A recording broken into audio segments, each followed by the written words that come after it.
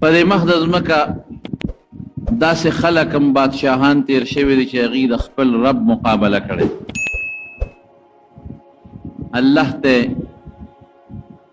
سپک کتلی دي او ځان یې د خدای مقابله کې ودرولی دا د څه د وجې نه دا د مال او د دولت او د پیسې د نشې د وجې نه دا د حکومت او د جاه او د سلطنت د نشې د وجې نه دې حد ته رسېدلی دي چې د خدای سره مقابلې ته بړېوالی او دې حد ته رسېدلی دي چې ځان ته خدای ویلی دی او بل رعیت ته ویلی دي چې زه ستاسو خدایم بل خدای نشته کبر یې کړی دی لیکن هغه بادشاهان که د فرعون په شکل کې و که د نمرود په شکل کې و که د شداد په شکل کې و که د نورو ظالمانو په شکل کې و څه وخت الله مقور کړی دی او بیا خدای داسې نیست و نابود کړي دي چې تر ننه پورې د دنیا د خلقو دپاره د عبرت نمونې دي او ځکه خو الله فرمایي فانظر کیف کان عاقبة الظالمین نبی علیہ السلام ته وایي او مونږ ته اورئ مونږ ته هم وایي سوچ وکړئ فکر وکړئ په سترګو دغه علاقې ووینئ د زړه نظر وکړئ چې کومو خلکو ظلم کړی دی او د الله مقابله کې ودرېدلی دي د هغوی انجام بیا څه شو په دغه بادشاهانو کې یو ډله د فراعنو تېره شوې ده د نن نه 4.5 یا 15,000 کاله مخکې دا تېر شوي دي 4,500 نه واله تر 5,000 سال پورې 15,000 کاله 4.5 کاله مخکې یو ډله تېره شوې ده او د عربو په علاقو خصوصا مصر اوس چې ورته کوم مصر وایي دا هم پکې او د دې نه علاوه نور علاقې د عربو دا هم پکې شاملې وې نو هغوی په دغه علاقه پاتې شوي دي د الوهیت او د خدای درجې ځان له ثابتې کړي دي او قوم ته وایي چې موږ ستاسو خدایان یو او په مخ د ځمکې د جبر او د زور حکومت کړی دی دغه خلکو ډېره موده د دې حکومت تېر شوی دی او د انسانانو ته مخلوق خدا ته په داسې نظر کتلی دي لکه موږ چې د خرونه یا د سپونه یا د غویانو نه خپل کار اخلو بیا به موږ چې د خر نه کار اخلي سړی نو څه ناڅه خیط خو به ورته واچوي څه ناڅه ګیا خو به ورته واچوي او د غوی نه که یو سړی کار اخلي لاس پې راکاږي د انور نه یې بچ کوي د ګرمۍ نه یې بچ کوي ولې ځکه چې دا د پیسو شی دی دې دپاره ګورې زمونږ دا خلک هم نه کوي چې ما پې کار وکړه ستړی دی راشئ موړې کا نه که دا رانه ټپ شو یا دا رانه وغورځېده دا او یا رانه ټپ شو نو پیسې به مې غرقې شي د پیسو دپاره لګیا دي لیکن هغې ظالمانو به د دې خپل رعیت نه داسې کار اخیسته داسې کار لکه یو سړی چې په خر مزدوري وکړي او ښه ستړي شي او بار یې ډیکه کړي چې زه بار مړېږه دقسې خدمت یې ته اخیستی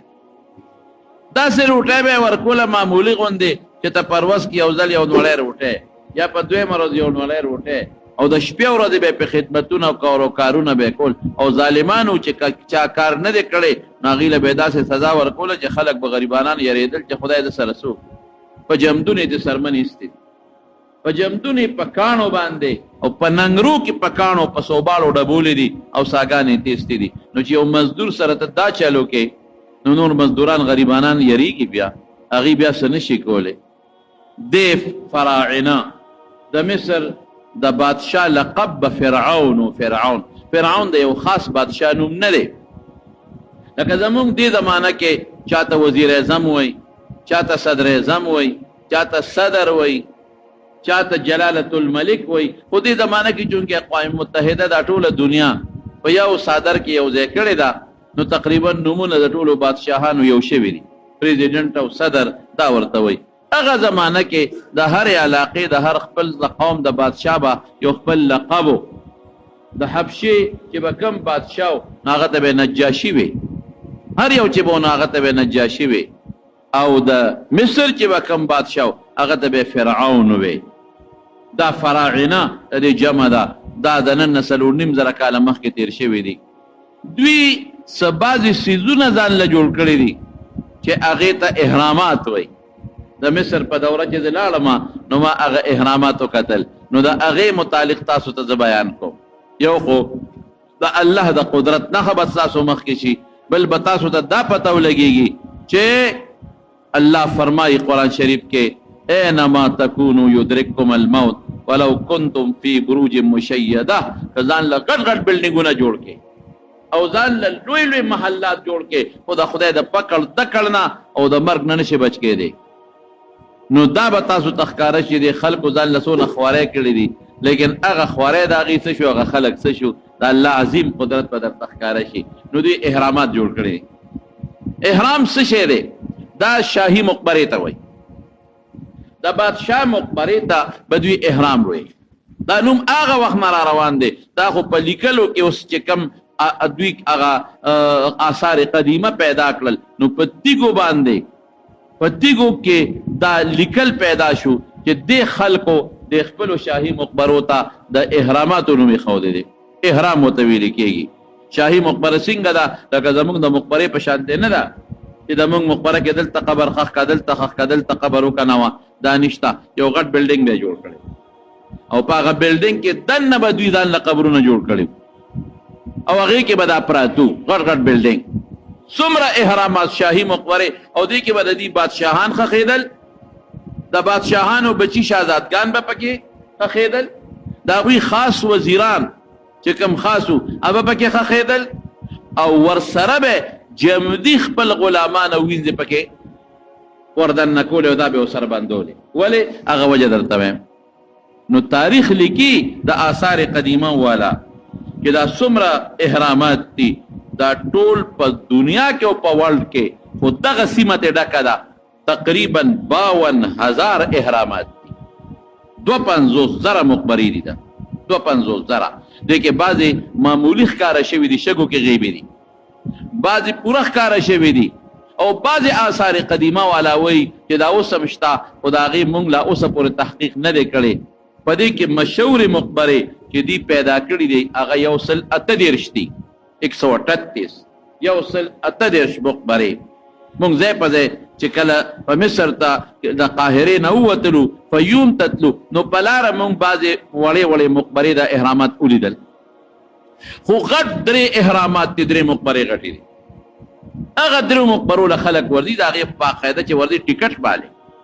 د انټري بیا جدا ټیکټ ته چې وردننه کېږي او که ته بیا وایې چې د مقبرې ته دننه داخلېږم د احرام ته، د هغې ځان له خپل ټیکټ دی، هغې له بېل ټیکټ دی. مونږ لاړو، مونږ وی چې په 3 واړو مقبرو ورتل خو ګران هم دي، ټیکټ هم ګران و. او مونږ وی چې یاره د یو احرام ټیکټ به والو، دې کې به دننه ورشو وبګورو چې دننه پکې څه دي. او دغه احراماتو کې هلته چې سړی لاړ شي ټیکټ والي نو بیا هغې ظالمان هم دې ته ناست دي، ټوله پیسو هم په دې سیس پیدا کوي. هلته بیا ټانګي دي، نو هغه ټانګي هم داسې جوړې کړي دي چې هغې کې مخکې یو سیټ دی، شاته پکې سیټ نشته. مطلب دا دی چې ګڼ کسان چې ډېرې ټانګې پکار شي، 2 کسان په یو ټانګه کې وړي، زیات پکې نه وړي. هغې سره او باقاعده خپلې پیسې دونه پیسې به در کوم او ما به په دې ټولو احراماتو کې چکر ولګې. موټرې نه پرېږدي، دغه ټانګو کې به ګرځي، بګۍ ورته وایي، هغې کې به ګرځي. 2 کسه پکې کښېني او یو کوچواني، هغه هم ظالمان داسې د سره به په دې ټولو کې به دې ګرځو مخه په دې ټولو احراماتو نه به دې ګیر چاپېره توکم، د دې مقبرو چکر به در کړم، ماله به دومره پیسې راکړې. څونه او دونه ټیم کې به دې در باندې دا چکر لګوم. نو هغه ظالمان کله اسپرورو او کله تیز او کله یو ځای ودروه کله بل، نو بیا راته وایي چې ستا خو 10 منټه زیات شو، ستا خو 15 منټه زیات شو، ستا خو نیمه ګنټه زیاته شوه، دونه پیسې راکړه. او چغې وایي مصریان، بیا دونه چغې وایي چې پورته به ګنې جګړې کوي. سړي له حیا راځي چې خدای ظالمه تا خو ما سره دا فیصله کړې وه چې دا ټول به در باندې ګورم او بیا به پیسې غونډې راکړې. نه نوي فیصله کړې وه خو ټیم زیات واوړېده. د ژبې پابند خلک نه دی، د ژبې پابند خبره به ورسره وکړې او د هغه خپلې خبرې نه به رستو کېږي، پیسې ډېره زیاته خوښه، سوالګري ډېر زیات دي انتهایي. نو موږ هغه ټانګې کې کېناستو، چکر یې پکې ولګولې، بیا هغه یو احرام ته مونږ چې د کوم ټیکټ اخیستی و هغه بند و، کار پکې کېده، نو درمیانه چې کوم احرام دی هغې ته وردن نه شو. دا 3 احرامونه دي. د یو نوم دی خوفو، خوفو د یو نوم دی دا پکې مشر دی غټ یو دی خافرا او یو دی منکاور خوفو او خافرا او منکاور دا د فرعونیانو نومونه دا یو مقبره او احرام دا یو بادشاه په نوم جوړه شوې ده دې کې دننه سری او دا احرام چې کوم غټه مقبره د احرام تاسو ذهن کې به اوسم تیریږي چې دا ولکه زموږ د پړانګو د مقبرې په شان مقبره یا د تورنګلو د مقبرې په شان مقبره به تاسو ذهن کې به تیریږي نه دا یو بلډینګ دی د ځمکې نه تیږې لګېدلې دي ګټې او بره سر ته رسېدلې دي د ځمکې نه والا بره سر ته او په داسې انداز لګېدلې دي چې هغه ځای نه شروع شوي دي نو څوکې ته رسېدلې دي د بل طرف نه شروع شوي دي نو څوکې ته رسېدلې دي نو بل طرف نه شروع شوي دي نو څوکې ته رسېدلې بره څوکه جوړه شوې ده څلورو طرفونو نه د تیږې خودې دي تیږې ګټې بره څوکه ته جوړه شوې ده څوکې ته رسېدلې دي څونه اوچت دی دا احرام دا د ځمکې نه هغه سر نه چې شروع شوی دی تر سره پورې 256 فوټه 756 فوټو هغه سر نه چې ونیسئ تر څوکې پورې دا بل سر چې ونیسئ 756 فوټ دا بل طرف چې ونیسئ 756 فوټ دا بل طرف چې ونیسئ بره ترې څوکه جوړه شوې ده میناره غوندې او بیا د دې ځمکې نه چې دا کوم دی دروازه لګېدلې ده سطح د ځمکې دا خو هغه پترس دی نو اوږدوالی زیات دی چې نیغ په نیغه اخلي نیغ په نیغه نو 481 فوټ ته جوړېږي 481 فوټه دا یو بلډینګ دی جی دا ټولې ګټې دي ګټې څومره ګټې لګېدلې دي هغه هم درته ویم ګټه څونه ده هم درته ویم خو په څومره رقبه دا یو جوړ شوی دی دا یو مقبره دا په 19 ایکړه جوړ شوی دی 1734 څلور دیرش جربه کې صرف دا یو جوړ شوی دی 19 ایکړه کې دا جوړ شوی دی او دا 15 منزله دی یو دنه 45 چتونه دی پدې کې مونږ صرف یو سوړه ولیدا په یو سوړه وردن شو مقتل ما چې تاریخ وکړ حیران شوم چې دا تاریخ او ساينسدانانو چې کوم تحقیق کړی دا دنه په ګرځېدلې دي نو صرف د سیاحینو د پاره یو لار کولاو کړی دا اغه لارم درته ویم چې هغه په کوم بنیاد ده دا 15 منزله ده 45 منزلونه دا په دې کې دي 15 منزله ده او دې کې کمرې دي دې کې لارې دي دې کې د قبرونو زین دي دې کې د هغوی چیمبرې دي چې دې کې به بادشاه کې ناستېده دې کې به وزیران کې ناستېدل دلته به آرام کو دلته به فیصلې کولې مونږ وایو صرف مقبره ده نه د هغوی لکه څنګه چې قومي اسمبلی حال ته وردن نشي د سپیکر پکې ځان له چیمبر د ناستې دی د ډیپټي سپیکر پکې ځان له ځای وي د قائد حزب اختلاف پکې ځان له کوټه ده او د پارلماني لیډر پکې ځان له ده دقسې په دې کې چیمبرې دي د هر چا پکې ځان له کوټې به وي د شاهي خاندان او صاحب من څومره کاڼي پې لګېدلې دي او د کاڼو وزن څونه اکثریت کاڼي چې دي اکثریت یو کاڼي درې ټنه یو کاڼي یو کاڼي اکثریت څومره دي درې ټنه لکه ټن څو منئ 10 منه نو چې نو 90 لس کم سل منه یو کاڼي دی ودرېږه لا مخکې درته نور وایم درې ټنه یو دی او بعضې کاڼي الله اکبر 15 ټنه دي او بعضې کاڼي تاریخ لیکي چې 80 ټنو پورې هم پکې کاڼي شته دا کاڼي لګولې خو عمومي کاڼي درې ټنه 3.5 ټنه او 3 ټنه 3 ټنو نه واړه پکې نشته 3 ټنه او 3 شته پکې خو لکه عمومي کاڼي دا 3 ټنه دي لس کم سل منه یو کاڼي دا څنګه کاڼي دي دا غونډي نه دي داسې تراشلي دي داسې چې دې ځای نه ونیسې سره پورې هغسې پیمانه پکې یو شان به ځي یو پکې بار نشته یو پکې دننه نشته او کاڼي څنګه لګولې دي تاریخ لیکي وایي که پلاستیک پکې منځ کې وردننه کې دا اکسرې دا پلاستیک سره دا سړی چې لاس مات شي سړي ځان راوباسي دا که دا پکې وردننه کې دا هم پکې نه وردي دونه پرېسې لګولې او یو کاڼي د پاسه بل کاڼي داسې لګولې چې هغه پیوند د خښتو کې نه چې دا بل پې دا پاسه لاړ شي چې هغه پیوند پکې بند شي څه ورته وایي خښته چې په خښته وراوړئ چې هغه جوړ هغه درس پکې نه ښکاري په داسې طریقې دا کاڼي لګولي دي بالکل چې لاندې نه ګورې مزې پکې دي یو به پکې بار نه او کاڼي په منځ کې څه شی نشي وردن نه کولی دومره ټیټې دا کاڼي لګولي دي او دا کاڼي راوړي کوم ځای نه دي دی د 800 کیلومیټر لرې ځای نه راوړي دي 800 کیلومیټر 800 کیلومیټر نه راوړي دي په څه کې راوړي دي په دریای نیل کې نو ما ته هلته خلکو وی دا نیل مخکې را دې خوا کې بیده اوس نیل لرې تللی دی مونږ به مې دا بټي کې تاریخ چې مې وکت وي نه د دریای نیل نه دلته کې بیا له چوره وستې وه د دریای نیل نه چوی راوستې وه نو دا به په کاڼي په 800 کیلومیټر په دریای نیل کې راوړي او بیا به په هغه چوه کې دیکې ورکولی نو دې شي ته به یې رانږدې کول مشهور خو آثار قدیمه والا دا وایي مشهوره داسې ده چې دی په دغه طریقه راوړي دي او دا بیا کاڼي به یې راوړه په څه باندې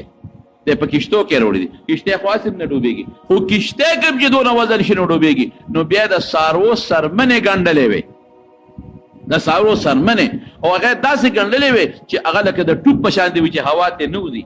هغه سرمنې به یې د هوا ډکولې هغه کشتو ته لاندې تړلې وې چې د دې کشتۍ او د کاڼي وزن شي نو چې دا هوا والا شیدونه ترې لاندې وي چې دا ډوب نه شي په داسې اندازې دا دلته را رسولي دي وروړي دي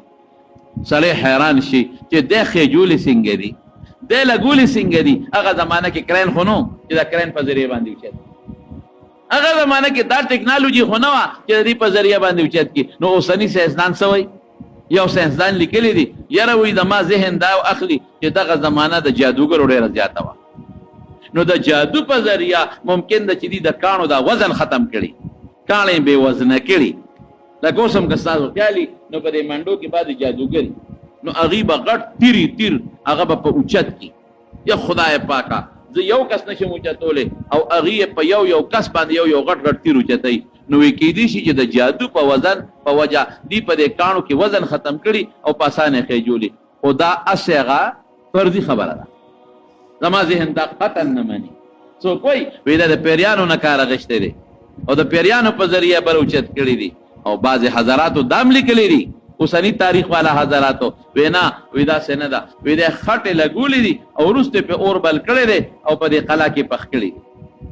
او د قرآن شریف دغه آیت چې ما درته وې هغه دلیل سره نیسي چې کله د موسی علیه السلام او د فرعون مقابله راله نو فرعون څه وایي فاوقد لي یا هامانو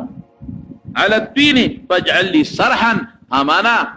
خټې نه فخته جوړې کا هغه پخې کا هغې باندې اور بل کا او پخې کا ماله یو محل جوړ کا لعلی اطلع الی اله موسی چې د موسی خدای ته لږ ځان ورورسم دی وي زما خدای بره دی معلومیږي دا چې هغه وخت کې خټه باندې به اور بلېده او هغې نه به کاڼي او خښتې جوړېدلې لکه اوس چې سینګ په بټو کې د خټې نه خښتې جوړېږي نو څوک دا وایي دام زما ذهن نه مني زه وایم چې دغه زمانه کې هر څه چې یو ټکنالوژي وه د دنیا اومه عجوبه ده ټول انګریزان راځي او تماشې لیځي چې خدای دا شی څه شی دی دومره اوچت بلډینګ سوکه براتلې ده سوکه 15 چته دې کې دغه دي چې منزلونه دي پکې لارې دي پکې کوسې دي پکې او دا درې ټنه کاڼې او بعضې پکې تاسو ته ما د هغې اندازه وښوله غټ کاڼي د سینګ سر ته رسولي بیا ورسره څه چل کړی دی بیا دا چل کړی دی چې د دې کاڼو د پاسه سپینه تیږه راوړې ده هغې پې منقشه لګولې ده لکه یو سړی چې آبادي وکړي او په هغې باندې سپین ټیل لګوي او یا سپین سنگ مرمر پې لګوي سپینه تیږه نو د عیسی علیه السلام د پیدایش ته 1.5 کاله مخکې یو زلزله راله نو هغې زلزلې سره د هغه سپینه تیږه ټوله راوغورځېد د عیسی علیه السلام نه 1.5 کاله مخکې هغې زلزلې سره دا ټوله سپینه تیږه راوغورځېده نو بیا محفوظه پراته وه د عیسی علیه 1500 کاله مخکې نو بیا سلطان ناصر الدین یو بادشاه هغه سپینې تیږې ټولې را یو ځای کړې نو هغه ته ځان له قلا جوړه کړې او رکوټي جومات یې جوړ کړ اوس هغه سپینې تیږې نشته دا یو غټ احرام دی دا په څو کاله کې دا یو جوړ شوی دی 10 کاله کې هغې کې باقاعده لیکلی دي دا پکې راووتل تاریخ چې دا په 10 کاله کې دا یو مقبره دا مکمل شوې ده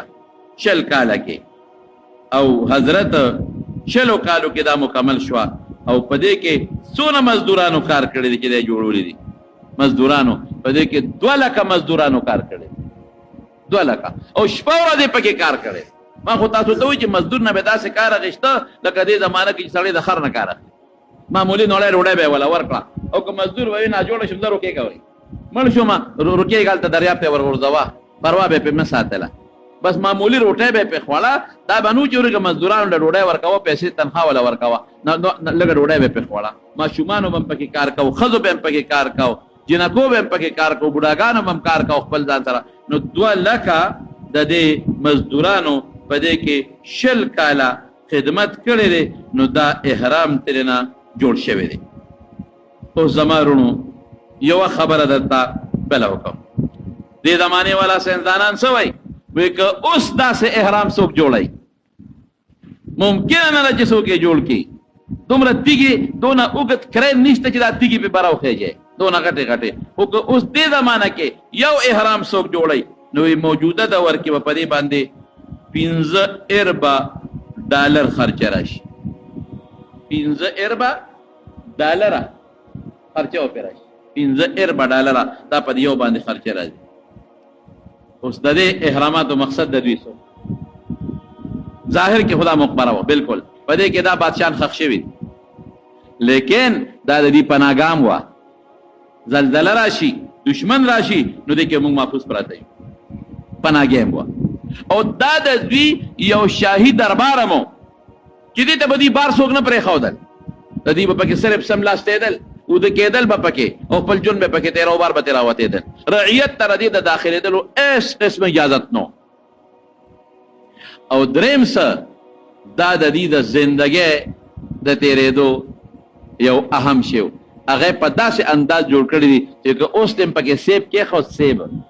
یو سیب دې پکې کېښود نو ساینسدانان وایي دا به 1000 کاله پروت وي خو دا بس ښه نه شي او خراب به نه شي. هغې کې په داسې طریقه جوړه کړې ده چې د نور دا رڼا دا په یو خاص تکنیک نور نه ښکاري لاندې نور دا شعاع چې موږ ورته ګرځو دا نه خو دا نور هغه چې کم هغه د شعاع ده هغه په یو تکنیک لاندې رسېږي د سپې د سپومې د ستورو هغه لاندې رسېږي. نو ما یو کتاب کته نو هغې کې لیکلي دي په هغه کتاب کې چې د شګاګو یونیورسټۍ یو پروفیسر و شګاګو یونیورسټۍ یو پروفیسر دی د هغه نوم دی جیمز برسن که برنس دی جیمز برنس د 15 ورځې هغې کې خوب وکړه وردن نه شو او پکې اوده شو وی تر څو چې د نیم راویښ شوی ما به نه پاسوی 15 ورځې مسلسل دی پکې اوده او چې را پاسېده نو په وجود باندې هېڅ قسمه د خوب یا د بېهوشۍ یا د بیمارۍ یا د ستړې ورنه چې را پاسې خامخا وجود کې فرق وي یا د لوږې یا د تندې یا د متیازو یا د غلو هېڅ قسمه دسه ضرورت محسوس نه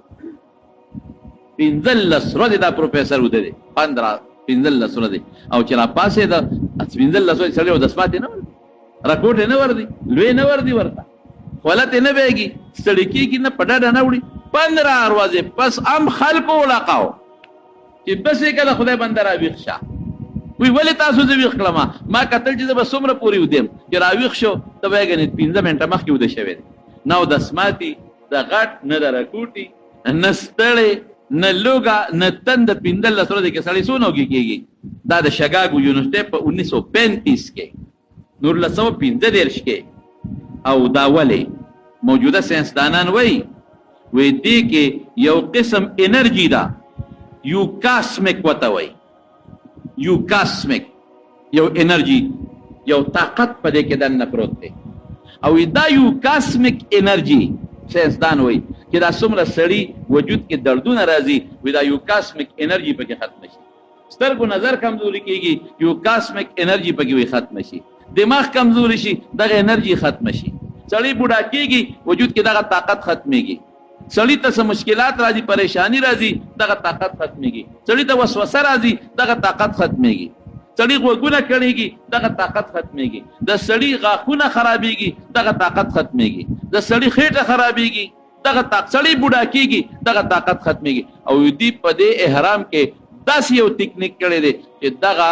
انرژي چې دا چې دی وته یو کاسمیک وي، زه خو پې نه پوهېږم، خو دا کتاب نه مې لیکلی ده درته، یو کاسمیک انرژي وي دا په هغې کې په وافر مقدار موجوده ده. سړی چې ساه اخلي دغه انرژي وجود ته دننه کېږي نو دی به بوډا کېږي نه هر څو ورځې چې پکې پروت دی،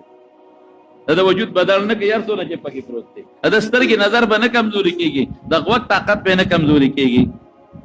بهر کیف زمارونو دا دوی جوړ کړل ځان له یو لوی شی. او عجیبه دا وه چې کوم ساینسدان د دې هغه ارکیټیک دی نقشه پیش کړه او په داسې طریقه به دا جوړو، نو چې دی جوړ کړه نو ظالم بچي هغه مړ کړه، ساینسدان هغه مړ کړه. هلکه دومره قابل سړی وجنې وي دا به سبا بل له جوړ کړي، راشه سړی ختمه وه. لیکن ساینسدان خو بچي وي، ساینسدانان وي، هغې چل بیا زده کړه نو دا نور احرامات پکې جوړ شوي دي. او زمارونو مونږ وردن نه شو یو احرام ته، صرف یو لاره باندې. ما سره حدیث احمد هم زماره ماما زوی لیده شاه هغه هم را سره و، الله دې خوشحاله کړي. یو بل ملګری دی چې هغه مونږ سره رهبر و، غالبا چې هغه هم را سره وردن نه شو،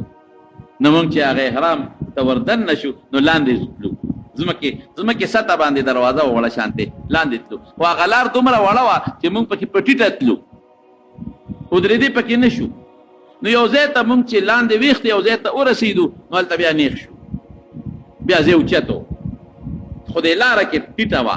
بر اوچت شو. نو ښي طرف ته هم پکې یو حال مونږ ولیده، ګس طرف ته هم یو حال و، خو هغه ښي او ګس طرف ته حال ته څوک نه پرېښودل. نو مخکې ویځې یاره زما پړه تیاره غوندې شوه، هسې داسې نه چې څه اثر و. نو ما دوی ته تاسو غوښتئ زه خو نه ځم، مخکې نه ځم، دا خو لږ بلا ده چې هغه سر ته ځم، دا څه په مصیبت د دنیا نه کټ شو. لکه مې سې وسوسه راغله چې دوی روان شو، زه هم ورپسې روان شو. نو بره بیا ختېدو، هغه سر ته وختو، چې وختو لږ ځای کې بیا په ټیټه لاړو، یو غټ حال و، صرف مونږ پکې دا یو لاره ولیدله، یو حال ته ورلو. هغه حال څو هغه د دوی د قبر ځای و، لوی حال و، تقریبا یاره دونه خو به تقریبا خدای مې دې نه خطا کوي خو څه 25 فوټ په پلنو او 13 فوټه تقریبا یا 20 فوټه 25 باي 30 داسې تقریبا یا 25 باي داسې به 15 فوټه په پلنو او 13 فوټه داسې او برخه مزیدار د ګټو چت ته ور باندې. نو هغه ته مونږ ورلو، نو هغه کې د یو بادشاه د قبر ځای اوس یې وستري، اوس عجیبګر کې دا بادشاهان پراته دي، خو بادشاه چې به پکې خاخه اوسه چل به وسره کوم. مړه تاسو باندې به زما دا خبر ټول داسې ښکاري لکه چې دې په خوب کې لګیا عقل نه بار خبرې دي که نه. هغه ځای بادشاه چې به خاخه و حیران شي سړی، نو بادشاه داسې نه خاخه چې ځمکه کې کنده ولو که نه او تابوت به ولې جوړوي کې به خاخه. تابوت د څه دی؟ د کاڼي دی، تابوت د کاڼي دی، د کاڼي صندوق. د کاڼي صندوق څومره دی؟ تا ته پته چې د هغې قدونه زمونږ نه څه لېږد 2 لېږده زیات او پلنه مو، او بیا چې صندوق جوړوي خو کولاو جوړوي که نه، نو د کاڼې وله تراشلی دی، هغې نه صندوق جوړ کړی دی، کاڼې تراشلی دی دننه، نو صندوق جوړ ښه کولاو که صندوق، او د کاڼې د پاسه بیا سر یې ښودی، هغه سر یې څنګه دی؟ هغه سر باندې بیا بوت جوړ کړی دی، د دوی د خپل خدای بوت پې جوړ دی، چې هغه سر را نیغ کې که نه نو تا ته به بوت داسې ښکاري چې را نیغېږي، خو هغه پې د پاسه پروت دی، د پاسه پې بوت دی باقاعده، مخ، خېټه، لاسونه، خپې، سینه، دا ټول ښکاري، نیم وجود د انسان چې دا خپو نه واله په دې میان سړی وتراشي، دقسې نیم بوت دا مکمل د هغې د پاسه پروت دی. زما ګمان دا دی، ما دې ملګرو ته وویل، ما وې دا سر یې زما ګمان دا دی چې دا م یو 1500 کسان را یو ځای کې چې او به هم نه دومره ترونه ځکه کاڼې څوک اوچتولی شي چې 1500 را یو ځای کې که نه یاره چې په خوارو به ټیزونه به ورته واجي خو اوچت به یې نه کړي. او دا صندوق د کافر بچو دا بس چا پسې راوړی دی، په ټنونو صندوق دی که نه، په منونو نه دی، په ټنونو د کاڼي صندوق دی، پکې پروت دی، دی سنګ را دننه کړی دی، دی کوم ځای جوړ کړی دی، دی دلته را دننه کړی سنګ دی، دا دلته کې ښودی سنګ دی، قسم دی که پکې و اسم نو، لیکن هغه ځای کې مونږ خوله نه محسوسوله، مونږ پکې ګرمي نه محسوسه کړې، کومه دیدار پکې ولاړو لوی چتو. نو دا بادشاه به داسې چل به یې وکړو، دی به په صندوق کې بند کړ چې مړ به شو، او د پاسه به یې پې دغه سر کېښود، او په سر د هغوی د خدای بوته دا به دلته کې دا بادشاه به یې سنبال کړ. د دوی عقیده څه وه د دوی عقیده ور دي بادشاهانو چې روح نه مړ کېږي دا جمدی وي او دا روح کله چې د روح وغوښتل نو دی به ځان جمدی کېږي خدای نه مانی دا روح نه مړ کېږي دا به جمدی وي کله چې دړه کې رالل چې زه واپس جمدی کېږم نو دی واپس جمدی کېدی شي او چې کله الله کې رالل چې نه جمدی کېږم دی به چکرې نه به جمدی کېږي او چې کله الله کې رالل چې جمدی کېږم نو جمدی بشي نو دی بسوي په دې صندوق کې به دی پروت وي محفوظ وي که دا روح بیا وي چې د جمدی کېږم دا روح ډېر طاقتور دی دی به دا سر د ځان نه په خپله لرې کړي په دې وجود کې به نه نوځي نو چې وجود یې محفوظ پروت وي او چې دا به بیا په دې صندوق کې دا باچا کې خوده که نه دا فرعون دا باچا نو د سره به خپل زیورات هم کې خودل سره زر او سپین زر او هیره او جواهرات ولې بیا چې دې جمدی کېږي نو چې دا خپل کالی ورته وي رستم دا د جشنی نقشو نگار او د وینځې به مو سره په دا کوټه کې باندې کړی د غلامان جمدی ابه مو سره باندې کړل دله چې په ډوډۍ په خوله باورچی ابه مو سره بند کړ دله چې په کوټه کې جارو والا څومره د خدمتګار جامو انځلو والا دوبي ډوډۍ په خولو والا جارو والا د خدمتګار دا ټول به وسره بند کړل څه دپاره به تاسو دلته داسې سره بندو که دا روح په ده کې راغی او جمدی شو نو چې دته خپل خادمان ولاړي خر بچو چې دروازه دې ورپسې بنده کړه خادم لار به جمدی پاتې شي اسانه خبره زمونږ په کې اړه واته چې تو سود تختو سره دی نه چې صحابس پکې نو د اکسیجن څخه کمی پکې نو هغې داسې انداز کې دا څیزونه جوړ کړي دي سړی حیران شي چې خدای پاکه زما سوچ دا دی یو ټکنالوژي دور مخکې تیر شوی دی داسې ټکنالوژي به نه وه دا زموږ د الکترانیک کې ټکنالوژي چې ده بلکې ما یو تاریخ کته بېګا هغې لا بل څه لیکلی دي هغه مې ذهن بلکل وانه غشتل هغه وی چې په دې احراماتو کې د بجلۍ د جوړېدو انتظام هم او د هغې نه هغوی بخار ته بجلي منتقل کوله روشنایي باقاعده او دې کې به چې ماسخوتن به شو د احراماتو د سر نه به بلفونه بلیدل ټول مصر به چمکاوېده خو یاره زما ذهن دا شی وانه غشت خو به هر کیف دا یو ټکنالوژي وه په هغه زمانه کې موږ ته اوس پته نشته ځکه څو ځله دا دنیا خدای غرقه کړې ده چې هغه ټکنالوژي څنګه وه په کم انداز دا کاڼې ښې جوړې دي په کم انداز ځکه سیمټ لنټر پکې نشته سیخ پکې نه دی لګېدلی لرګي پکې نه دی لګېدلی ټوله تیږه ده او خټه ده په کومه طریقه دوی دا بلډینګان جوړ کړي دي نو دا به ورسره ټول دا سره او سپین او نوکران او غلامان او وینځې دا به ورسره بند کړل ولې بادشاه صاحب به بیا جمدي کېږي نو چې بادشاه صاحب جمدي شي نو چې دا خپل کالي او زیورات هم ورته وي او دی همقسې نقش و نګار کړي او تاسو خپل خدمت هم وکړئ زما وروڼو دا احرامات دي دا د دنیا اومه اعجوبه ده د دنیا اومه اعجوبه ده د احرامات دنیا ورځي او ګوري ورته او تاریخ هم لیکلی دی دا به په دې کې دا بادشاهان خاخول دا چې کم د موسی علیه السلام د زمانې کم فرعون ولید ابن مصعب ابن ریان مشهور داسې ده څه نومونو کې بعض علما اختلاف هم کوي نو دې هم په دې کې پروت و دیم په دې کې پروت بلکې یو خبره یو تاریخ یو کتله چې د عیسی علیه السلام د پیدایش د 1500 کاله مخکې په یو احرام باندې غلو حمله وکړه نو چې دننه پکې څومره سره سپینو خر بچو ته هغه ټولو تختوله اب انګلي منګلي بدوی چول هغه ته غونډو تختول به هر کیف د موسی علیه السلام د زمانې د فرعون دا مخکې یو علاقه ده د التخخ کړو او د خپل سامان او د سره سپینې وسره خخ کړو التغلو په حمله وکړه نو هغې بیا راوویسته نو بل ځای خخ که نو هلته پې غلو حمله وکړه ځکه دوی به ورسره خپل سره سپینې ښودل نو بیا هغه د احرام ته راوړه نو په دې احرام کې پروت نو دا تقریبا 1905 په دغه کې 1898 کې دی بیا پیدا شوی دی دوه کم یعنی 1998 کې دی پیدا شوی دی 1800 ولې قرآن شریف کې رب العالمین فرمایي یو انسان کډېرم سر اوچت کی او ډېرم ته سر اوچت کې لا تمشي فی الارض مرحا انك لن تخرق الارض ولن تبلغ الجبال طولا الله وی ځان پسې خپې منا کاږه او سر نه مکه چې پسینه داسې ګرځي پس مکه کبر سره مګرځه لا تمشي فی الارض مرحا انک لن تخرق الارض کته ځان پسې د خپې وې کنه مټې وې والله کدا اسمکه وشلې اسم نشي کوله او کدا سینه داسې وړې د قبر نه نو اسمان ته سر نشي اوچتوله انسان بسی او د انسان قبر بسی یو غاښ باندې چې د دل شي ټوله شپه تانه بچي ښځه خوب نشي کولی یو خېټه چې د دغه شوه بې اعتداله شوه او دل پرې راغی دستونه دي شو ټول کور درنه بیا بېارامئ په خېټه د دل دی ما ډاکټر ته رسوی نو کم انسان چې خپل او دسماتې ځای ته نشي رسولی کم انسان چې یو غاښ د دل نه ځان نشي بچ کولی که نه کم انسان چې د یو ماشي د ټک د وجې نه دی ځان نشي بچ کولی هغه انسان بسی او کبر بسی تکبر لویی هغه ذات سره خایږي چې هغه له بیماري نه راځي مرګ ولا نه راځي فنا ولا نه راځي محتاج چاته نه دی بیماریږي نه مرض نشتا ډاکټر حکیم ته محتاج نه دی بچو ته ښځې ته نشته او نه ورته محتاج دی هغه ذات کوي ظلویم نو ویلی شي فرعون ته ګورو لویوالي ته ګورو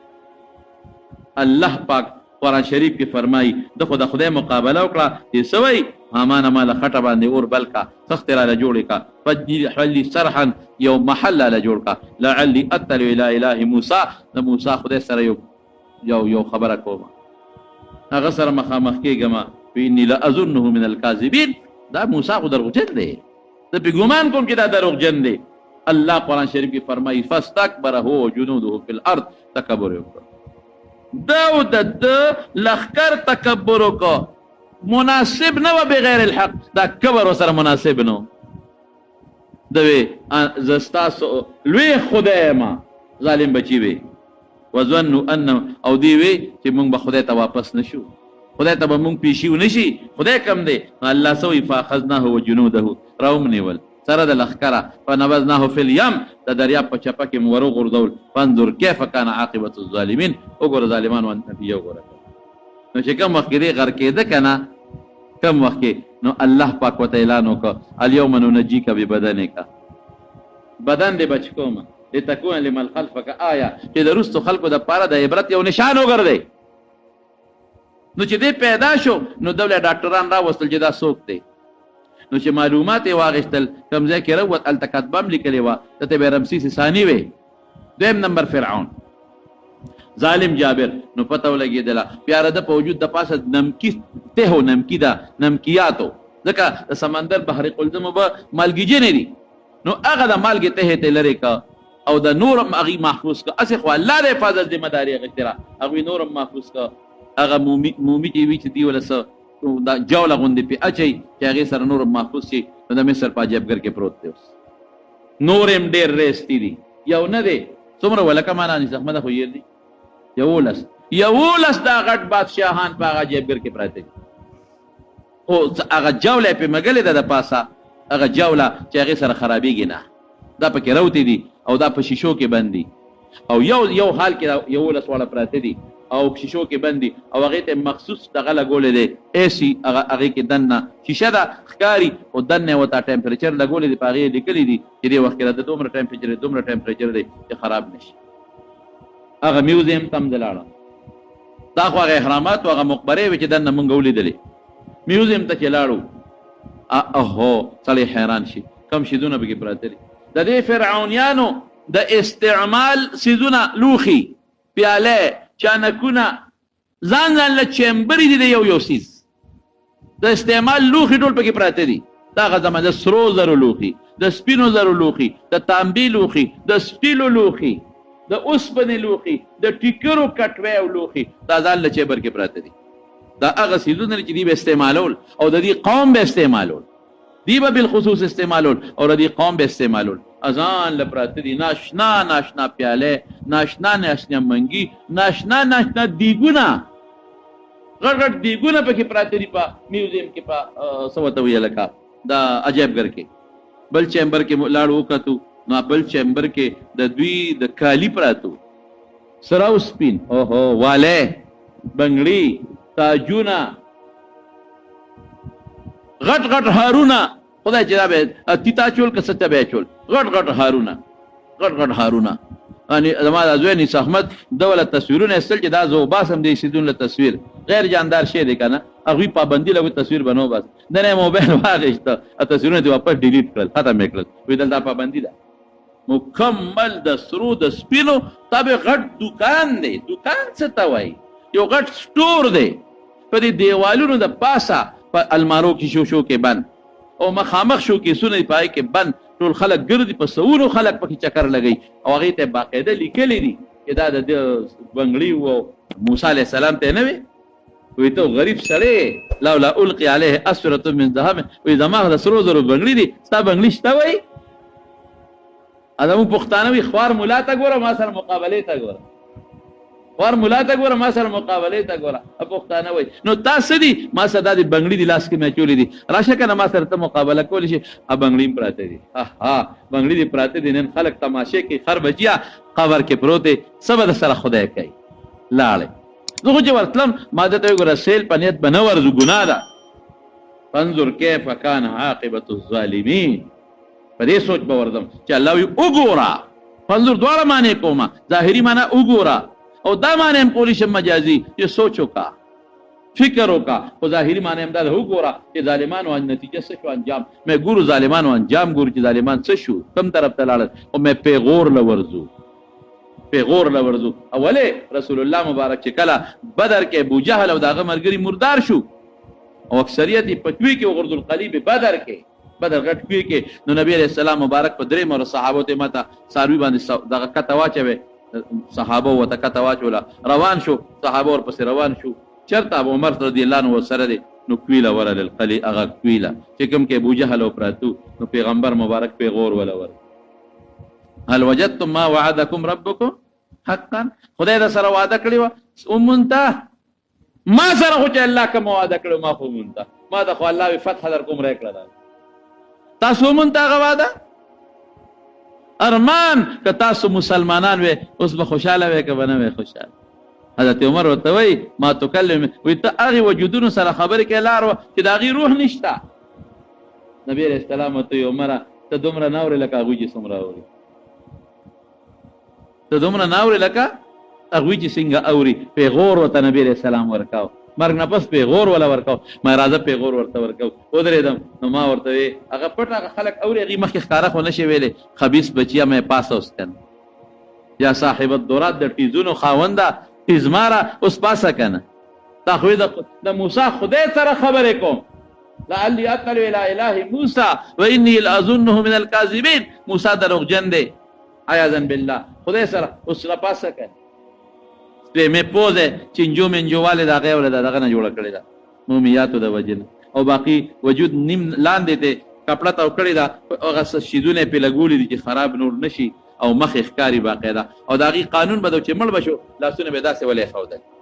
لاسونه به راغون کړ ولا یو بل د پاسه به خودل دا غوی دا قانون حق سي ولا لاسونه دغه سي خودي او خاص په شکل د خبيث ته بچي ما تیزن بچي پاس اوس کن اوس به ته پته لګېدلی چې الله بر سره څه کړي څومره عذاب کې به ته مبتلا او د قبر عذاب باندې د دنیا خلک نه پوهېږي نو دا یولس کسان هلته په شیشه کې بندي نشان عبرت ته انظر كيف كان عاقبه الظالمين د خدای مقابله کې چې څوک درېدل الله ذلیل کړي نمرود ته یو ماشي باندې خدای تبار یو ماشي باندې زمارونو کبر باندې لوی باندې په کبر او په لوی الله پکېږي دا د خدای جامه ده الکبریا او ردای الله وی زما صادر دي زما صادر کې ما سره سوګدار نه دن کې ذلیل بکم کبر خوشي شه زما سره کبر وکم تب سره کبر وکم مرګ نه ځان بچ کول شي بیماری نه ځان بچ کول شي دل نه ځان بچ کول شي بچي بچ کول شي خدا بچ کول شي تب سره کبر وکم زما سره کبر نبی کریم صلی الله علیه وسلم یو ځل په مدینه منوره کې تیرې د صحابه ور سره یو ډیرانو چې ته په خوانې ډیرانو اډو کې په پراته دی او ځړې جامې په پرتی دی ارس پراته دی بعض وخت د موږ په دی وطن کې په خوا یو شاملاتي غوند ډیرانو خلکو پیار سره غردول یو خاص بنو صحابه په دې پټ کړي رسول الله مبارک فرمایدا څه شه دي وی صاحب دا ډیران دي نمړه څه شه دي دا ځړې جامې دي ځړې اډو کې دي ځړې خوراکونه چې ښاشي دلته غردول دي ډېر خيارو ډېر پوهه خدای ورکړي ډېر پوهه الله سره نسبت دی د پیغمبري کن نو سوي وینه دا هغه شی دی چې کوم د پر مسلمان وجني جامې له مسلمان پیسې له وجنې پیسه باندې جامه چې کړه پیسې له وجنې جامې له وجنې ډوډۍ له وجنې خوراک له وجنې ادا یې دلته پراته دي پوزه دې پټوي دا خو هغه شی دی چې تاسو په یو بل وجنئ مسلمان د مسلمان عزت په اخلي دا هغه شیان دي نن پوزه دې پټوي نو چې کوم انسان په خېټه کې هغه بلا پرته ده چې راوځي نو دې ته خپله پوزه پټای چې د خېټې نه راوځي نو دې خپله پوزه پټای او ځان د خلکو نه کوي څوک رانه خبر نشي او ډېر لرې ځم چې کوم اواز ورسره وځي چې هغه څوک واونري نور لرې ځم چې کوم بوی ترې راځي چې هغه څوک خبر نه کړي نو مړه دا انسان ته ګوره قبر ته ګوره په قبر الله ډېر خفه کوي عاجزۍ باندې الله ډېر خوشحالي موږ د الله د قبر نه وساتي الله دې په موږ کې عاجزي پیدا کړي نو دا فرعونیان پراته دي یو بل حال ته لاړو یو نو اوهو هغې کې هغه صندوقونه پراتو چې کوم کې به دا بادشاهان ایښودل او دفن کول به نو یو صندوق په ټنونه ونو چې خدای دی جوړ کړی څنګه دي د کاڼي نه تراشلې څنګه دي دننه څنګه جوړ کړی دي سر له پکې ځان له ځای جوړ کړی دي د خېټې جدا ځای دی د خپو جدا ځای ډډ او سر او د هر صندوق سر وسره پروت دی او هغه سر باندې د دوی د خدای بوت دی تصویر نه بوت باقاعده مخ غوږونه هر څه شته دی غوره بای صندوقونه د لرګیم پکې شته بای صندوقونه د اوسپنې هم شته بای صندوقونه د پیتل او د تانبې هم پکې شته سرو زرو په شان ښکاري او بعضې صندوقونه د سرو زرو هم شته خبیث بچو پاکستان له راکړئ چې زموږ قصه پې سمه شي چې دا ډکري کړو چې زموږ دا قصه سمه شي خدای پې سمه کړي نو هسې په عجیبګر کې پراته دي د لرګي د تانبې یو نه دی که نه 20 نه دي 30 نه دي بلا شي دي دا ټول صندوقونه د دغې شاهي مقبرو احراماتو نه رایستې دي چې د هغې دریافت کله وشي نو په دې عجیبګر کې پراته دي ګرځې به نو خلاصېږي نه نو لاندې چت کې نو بره چت کې دا صندوقونه پراته دي دا د اوسپنې او د کاڼو د سرو او د سپینو د لرګو د پیتلو او د تانبې او په هر یو د پاسه د دغه خبیث فرعون دې ته به خدای وي د هغه بوت پروت دی د هغه د پلار بوت پې پروت دی او د هغې هغه ډانچې پرتې دي پکې دا ناشنا څیزونه د هغې زمانې تورې پکې په میوزیم کې پرتې دي میچنې پکې پرتې دي غشي پکې پراته دي زغرې پکې پرتې دي نیزې پکې د هغې پرتې دي د هغې زمانې زینونه پکې پراته دي زانګوګانې پکې پرتې دي تر دې حده پورې چې دوی به په کومه شیشې کوټه کې ناستو د دې ډولی به وي اوهو چې دوی به پکې خر بچي ګرځوله د شیشې چې خدای شیشه قاروره او مخکې د سلیمان هم زمانه کې وکنه خلک اوس ټکنالوژي ده اوس خو ته په مشین جوړی अब په لاسو شیشې جوړولی اوس خو کارخانه ده او بجلی ده نو ته پکې شیشه جوړی अब په لاسو شیشې جوړولی سلیمان علیه السلام چې کوم وخت کې هغه شیشې دغه شیشه د دریاب د پاسه نه وه خوره کړې دې ته ټکنالوژي وایي هغه زمانه کې یو دور تېر شوی دی بس خو دنیا تباه شوې ده نو هغه اسباب او هغه حالات موږ ته په نظر اوس نه راځي چې هغه څه شی دی اوس نه دی نو صاحب د شیشې کوټه پای کې کرسۍ دا څه شی دی لکه په هغې لیکلي دا به د دې د بادشاه او د قاضي د فیصلو کوټه او دا به اوچتوله وړه یو ځای نه به بل ځای ته به مزدورانو په نوکرانو وړله مې دغه مزدوران هم خدای پاک بس څه بلا به او ظالمان دا به ګرځول دا ملکه ده د بادشاه ښځه به ځان له یو شی خاتون اول دا پکې خاتون اول ده او دی بچي دی او دی زامن دی خلاصه دا وه چې په میوزیم کې وګرځېدو خو ستړي شو پکې نور پکې نه شو ګرځېدی ما ده ته مې ځای چې ځو ته بس مونږ خو د یو عبرت دپاره رالو